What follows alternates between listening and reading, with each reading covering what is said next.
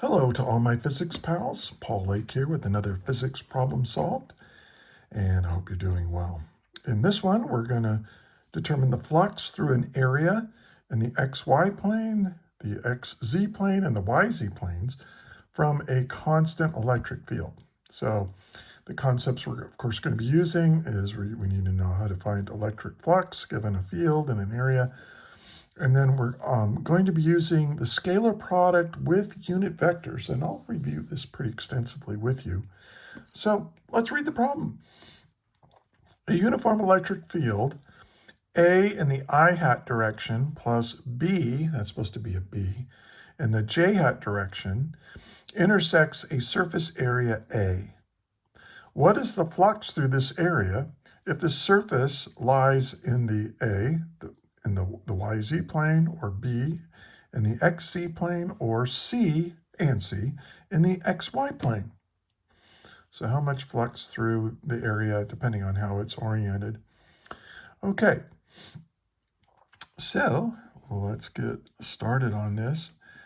Now, I get a lot of these problems from my tutoring clients. If you would think you might benefit from my tutoring services, check out the description. There's a link in there that will allow you to get a hold of me. And yeah, my rates are reasonable. I'm pretty good at this.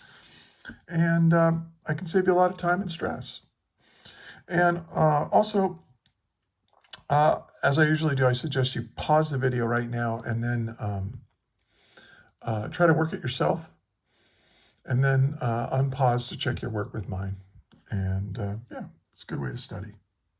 All right, so what's given? Well, we've got an electric field, and it's in A in the I hat direction plus B in the J hat direction. And I still can't get my iPad to make these, like the little carrots that go on top of those unit vectors.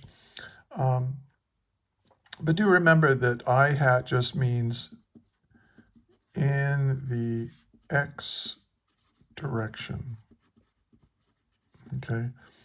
And then J hat means in the Y direction, and K hat just means the same thing in the Z direction. So it's just a shortcut way of saying what direction a vector's in or a component of a vector is in. So this has two components, this electric field. It has a certain magnitude in the X direction and a certain magnitude in the Y direction. That's all that means. All right. Now, and we also have an area A. We're just going to call it A. And of course, areas have vectors too, but this vector is going to vary. Now let's, what are we trying to find? Put that right here. For A, well, we're trying to find the flux for A if the area lies in the well, for A, if it lies in the YZ plane, and for part B in the XZ plane, and for part C in the XY plane. Just telling you how this area A is oriented in space. All right, and so let's solve it. Okay, so let's do part A first.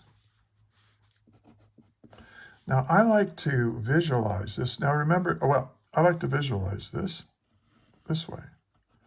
Let's make this the X direction, and this is the Y direction, and then Z will come out of the paper, but I'll draw it in perspective like that.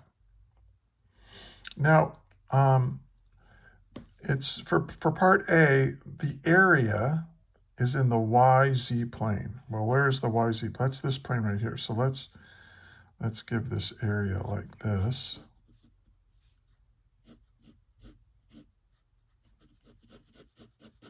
So this has a certain area A. Now, what is the electric field? the electric field, I'll just draw one field line for, well, I'll draw just from the origin here.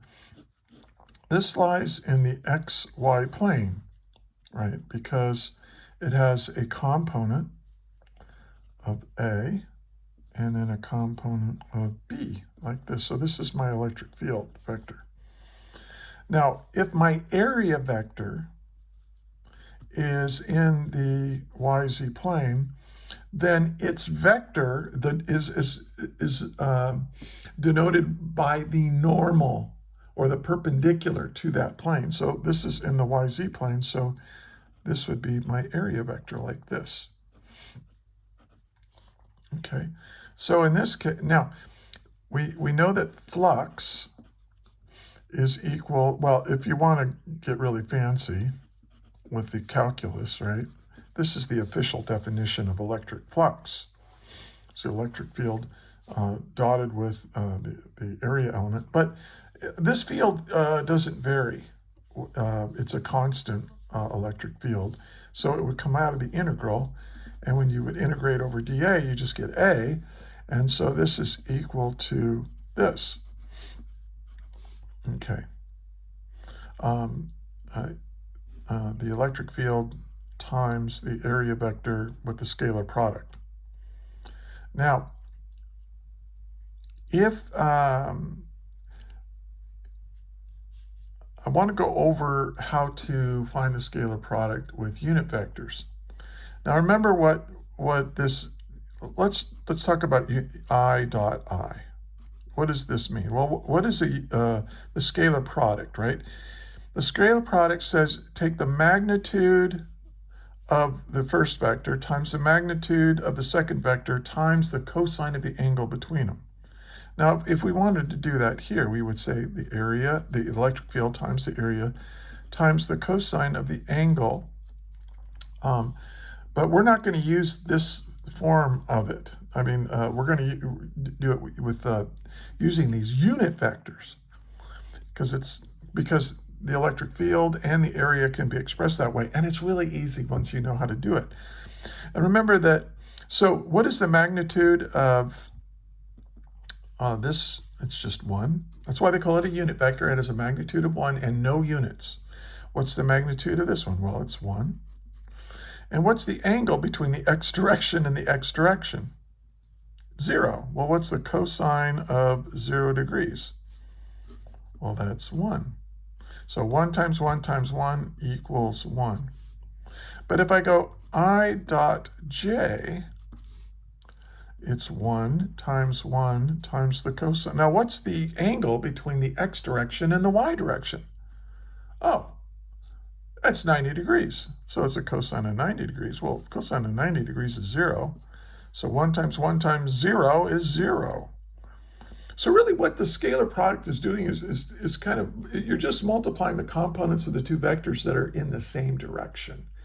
Like I hat is in the same direction as I hat. So you get something, but I and j are perpendicular to each other. So there's no component between them that's parallel. And so you get 0. And so let's apply this idea to these guys here. So E, the electric field, is A in the I hat plus B in the j hat. And then we're going to dot it with the area vector. Well, now let's look at our picture. If the area lies in the YZ plane, it has a magnitude of A, right? But what is normal to the surface here? Well, what direction is that? Well, I think you can see that the area, normal to the area is in the I hat direction. And so I can multiply these together. I can go A I hat times A I hat. And this is I hat dot I hat, right? Okay. And now I'm going to add this, and this is going to be B times A, the magnitude of this times the magnitude of this, and then we're going to take the dot product of J dot I. Well, J dot I is 0, because the cosine of the angle between the y direction and the x direction is 90 degrees. The cosine of 90 is 0. So this whole thing is 0. And so you just have this. And so that we can say that the amount of flux is going to be A times capital A, the area. And then I dot I is just 1. So you can put times 1, or you can just leave it alone. And notice that this has no direction. That's why we call it the scalar product. The answer is a scalar. It's a magnitude only. It has no direction. And there you go. Hope that made sense. If you have a question, leave it in the comments, but put a timestamp, like we're 10 minutes and 54 seconds into this video. So put that in there, and then I can find it and I'll answer your question. If you don't put a timestamp, probably not going to answer it because I don't have time to watch my whole video again. All right, let's do part B. In the XZ plane. So I'm gonna redraw this now. So here's X, here's Y, and here's Z. And now the area is in the XZ plane. Well, that's this right here. Let's put this area in that plane. Now the electric field, I'll just draw the electric field like I did before. Right, it has a component like this, and this is A, and then it has a component like this, which is B. And I think you can see that the area vector, I'll kind of draw it over here so that it's easier to see. The area vector, it's normal to this surface, so A is equal to the magnitude of the area, and this is in the j-hat direction, isn't it? Does that make sense? Right? The magnitude is just how much area you have. And the way you've oriented it in space is you determine that by making it in, drawing a normal vector to the plane, to the area, and then, it's in the j-hat direction. Okay, hope that's clear. And so we can just do the same thing now. So the amount of flux is equal to E dot A. So this is going to be E is A in the X direction plus B in the Y direction, dotted with the area, which is the magnitude of the area in the Y direction. So I think you can see, look, the electric field, it's this component of the electric field that's going through the area. This component of the electric field is just parallel to the plane. So it's not going through the plane. So only this component, and that's why, the actual electric field would look something like this, right? I guess I could draw that on this one too, right? Here's the field that's penetrating through that area. But only you only really count the component of the electric field that's, perpendicular to that area. So when we do this now, well, we have, and I think I can go I dot J. Well, I dot J is 0. So I'm not going to include it because little a times big A times 0 is 0. But this, what is J dot J? Oh, that's 1. J dot J is 1. So I'm going to keep this one. So it's B times A. And J dot J is 1. And that's my answer. Kind of fun. Kind of cool. Now let's do the last one here. Maybe you can. And by the way, once you get the hang of it, I really recommend you pause the video and try to do the next part yourself.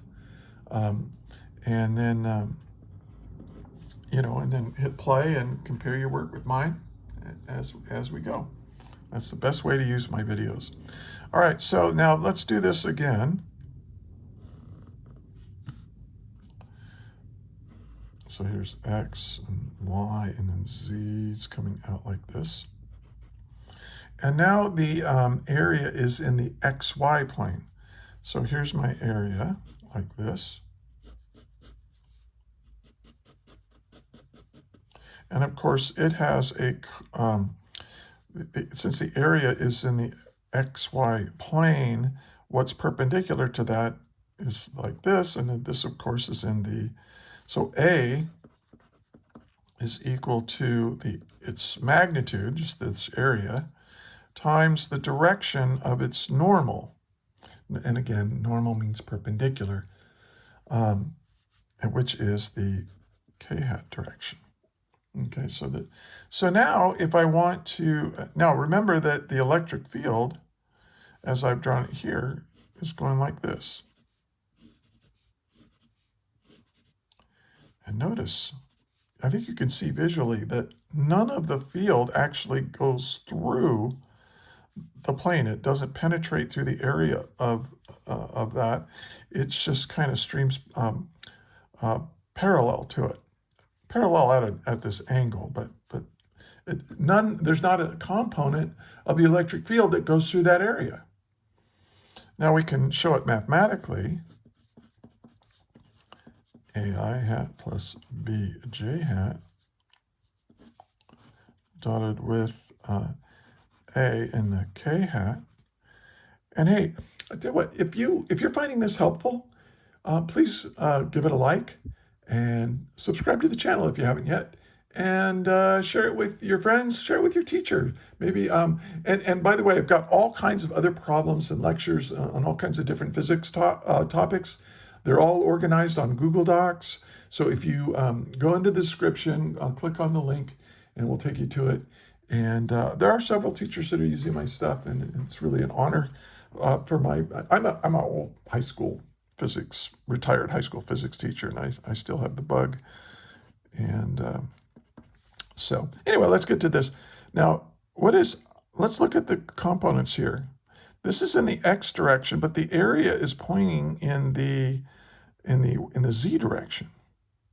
So these components are perpendicular to each other. I dot K, since I hat and K hat, since the X direction and the Z direction are perpendicular to each other, well, what's the cosine of 90 degrees? It's 0. So this gives us 0. And then what is J dot K? They're perpendicular as well. So you basically get 0 plus 0. And so the amount of flux through that area is 0. Okay? Yeah. And there it is. Another physics problem solved. I hope you enjoyed it. I hope you learned from it. If you did, leave that in the comment too. I like hearing thank yous, or you explain that really well. It really makes my day when you do that. And again, if you have questions, or if I made a mistake or misspoke or something, put that in the comments as well. I like hearing from you guys. And thank you for watching all the way to the end. And also, thank you for studying physics. Without people like you, our technologically based civilization will crumble. And also, the universe is really cool. It's really interesting, and it's amazing that we can understand it. So thank you for being you. And until the next video, may the net force be with you always. That is all.